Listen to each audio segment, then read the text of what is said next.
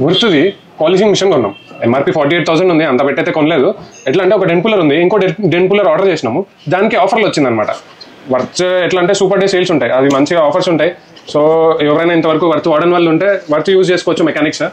So polishing machine ఇది DA polisher కాదు, రోటరీయే. నార్మల్ యాజ్ యూజువల్ మాన్యువల్ వచ్చింది, backing plate, machine, handle. Next ఒక ఎల్ఎన్కి మాతో అయితే షైన్ మేట్ ఉంది. మేము 20,000 పెట్టి డిఏ పాలిషర్ కొన్నాం అనమాట. వర్త్ ఎట్లుంటుందో ఒకసారి పట్టుకొని చూద్దామని చూసిన, మంచిగా అనిపించింది. ఒకసారి ఆన్ చేసి చూపిస్తా ఎట్లుంది అనేది. మిషన్ చూడడానికి చాలా హెవీ వెయిట్ ఉంది.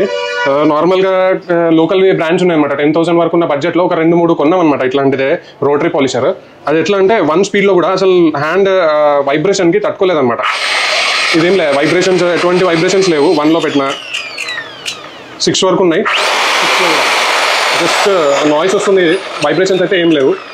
ఒక కార్కి ఏదైనా పాలిషింగ్ చేసి చూడాలి ఎట్లుంటుంది ఏంది అనేది.